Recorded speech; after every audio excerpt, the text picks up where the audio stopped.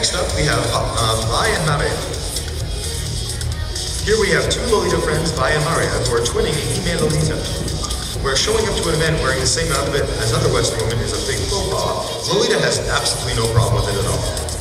Twinning is a very popular practice of Lolita amongst friends, or where two or more girls wear the same clothing. Twinning can be accompanied in a variety of ways, with contrasting colors, identical outfits, or fraternality outfits. Triplets or even quadruplets can be seen in Lolita fashion. Usually they are not identical. Too many copies of the exact same coordination takes the fun out of the style anyway. So Mai and Mari's blouse are off-brand, their skirts and shoes are from Bodyline, and their crowns are homemade. Next we have Kim. Kim is wearing Shiro Lolita. There are several color-themed styles in Lolita fashion. Two most well-known being Kuro, which is Japanese for black, and Shiro, which is Japanese for white. Kuro Lolita is completely black, while Shiro Lolita is pure white. Kuro Lolita is sometimes mistaken for Gothic Lolita, but Kuro Lolita completely lacks Gothic elements. Both Kuro and Shiro are based on classic and Ama/Kote Lolita. Her dress is from Dear Celine, her lights, bolero, and hairpiece are off-brand, and her wig is from Gothic Lolita wigs. Next up, we have Lydia, representing Sailor Lolita.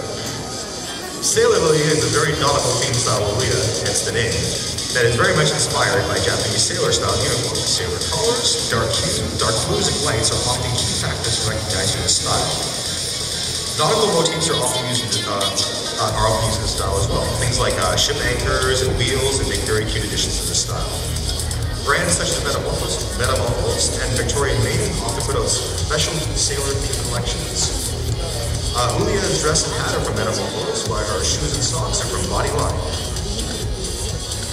Here we have Cassandra next. Cassandra is wearing Country Lolita, a subset of sweet style, with little straw hats and dresses in gingham, floral, and fruit patterns. Cassandra looks like a sweet Lolita out for a picnic by adding wicker basket and parasol. The print of the dress and the straw hat accessory are really the only thing that distinguishes from sweet Lolita logo, and often the two are grouped together. Cassandra's dress, parasol, and bag are from Maybe the Stars Shine Bright. Her blouse is from Bodyline, and her shoes are from Secret Shop. Next we have Nadine. Nadine is wearing Pirate Lolita. Yarr! There we go. While perhaps not an officially recognized style, it is worn and admired by many, and conventions love it as well, and has a specific brand of its own, Alice and the Pirates, catering for it. It can be worn beautifully at the same time without having to look like a costume. This sub-style of Lolita wears the wearer much more room to experiment. Pirate Lolita often features asymmetric cuts, pirate-themed prints and accessories, corset belts, and bustle skirts. Nadine's skirt and jacket are from Kitsuyo, while her shoes are from Bodyline and everything else is off-brand. Next we have Allison. Allison is wearing classic Lolita. Her shoes, socks, and blouses from Bodyline, and her dress is from Dear Celine, and her headdress is from Angelic Pretty.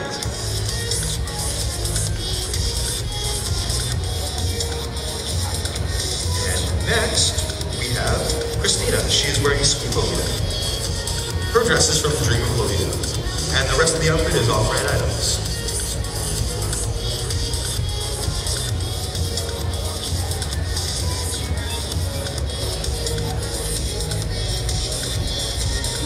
Next up, we have Gina wearing over-the-top Sweet Lolita. Her blouse is from Anna House, the skirt is from Angelic Pretty, the socks are from Maybe the Stars Shine Bright, shoes are from Antina, and accessories from Chocolate. Here we have Geraldine in classic Lolita. Her dress is from Victorian Maiden, and her shoes are from Bobby Blue. Next up,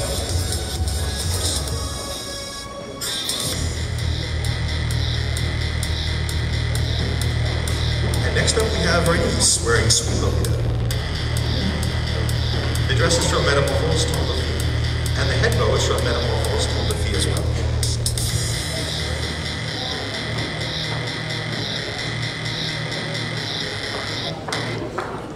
Last but not least, we have Shimei, combining Lolita with another Japanese street style, Mari Girl. The dress is Metamorphose Toile de Fille, the socks are Metamorphose Toile de Fille, the boots are from Reviews to Be Usual, And the shirt is Salvation Army. Remember, with style, it's all about what you can get away with and making it awesome and making it yours. All right, folks, that was a wonderful bunch of people. Let's all give them a nice, awesome round of applause.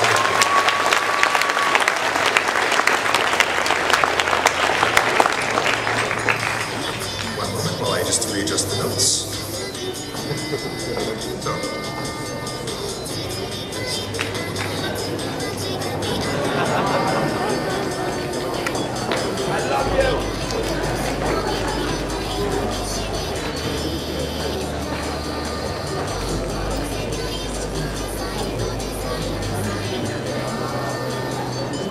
My God, it's full of love.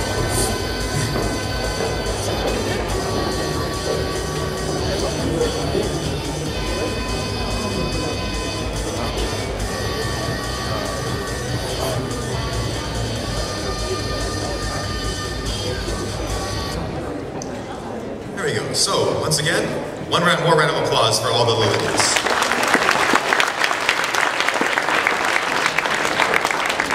I have enough trouble getting into a suit.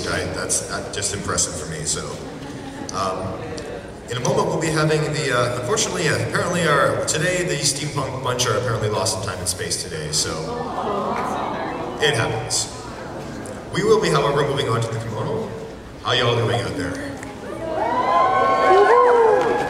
Hey, we have even a nice crowd as well. Once again, I always like to give a nice thank you because Sunday's the day where we're all out of pocky, we're out of sugar, we're out of coffee, we're out of money, and it's really great to see people showing up to the event and being enthusiastic about it. So once again, thank you guys very, very much for showing up. The amount of work and effort for all these people to get the outfits and to get them on stage is just wonderful to see people doing this. So it's wonderful to get the support from the audience on this. So next up, we will have the kimono part of the show. Our last part of the show, actually. So, historically speaking, the word kimono is translated literally as thing to wear. It originally referred to all clothing, but has now come to mean a very specific type of Japanese clothing. Today's show will be a trip back through time. We'll start with some modern interpretations, if you will, of kimono, and then we'll progress back to some historical styles. On stage to basically curate the collection is Christina Snoppa. Give her a round of applause.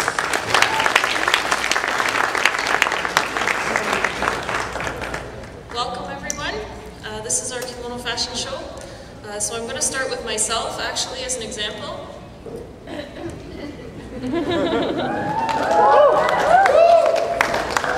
This is actually a dress that was made out of a kimono.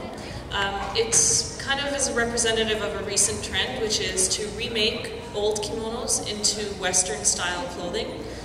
This is just because old kimonos, they're not really worn traditionally as often as they used to be. So basically people want to reappropriate them into a Western style wardrobe. So now that we've seen that, we can move on. Lisa? So Lisa here is wearing a kimono appropriated into Western clothing as well. So she's wearing it with a corset and some tights. Great outfit for going to the club. And there you go.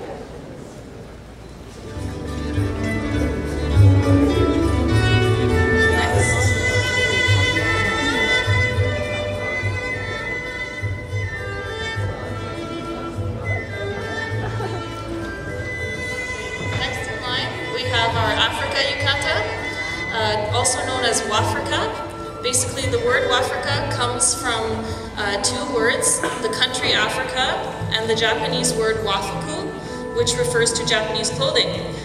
Basically, the designer Serge Moang decided to merge African textiles with traditional Japanese kimono, and a new style of wearing kimono was born. And here we have a lovely yukata. These are traditional informal robes, so they're usually worn at festivals or at the bathhouse.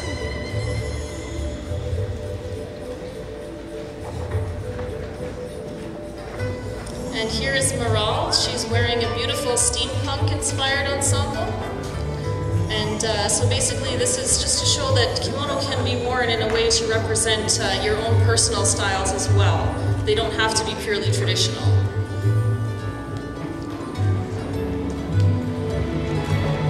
And here we have our little Lolita-inspired kimono outfit. Basically, Lolita has borrowed a lot from kimono fashion, and we're borrowing a little back in this case.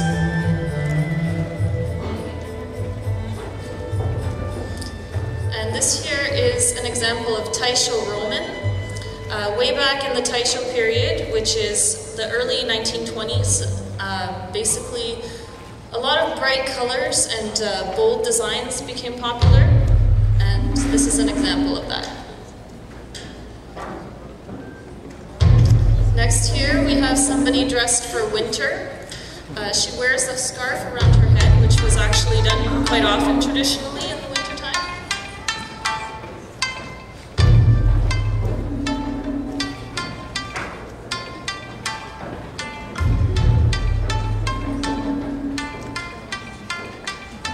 And our next model here is Kristen. She's wearing a kimono that she has made on her own. It's basically made from Western fabrics and has been appropriated for use in a Western setting.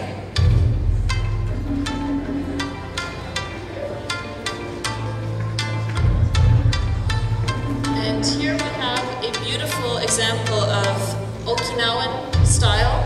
Okinawa is famous for its bright colors and a style of dyeing called bingata. This is not true bingata, but it's mimicking it. And so yeah, there we have the very, very bright colors and bold designs.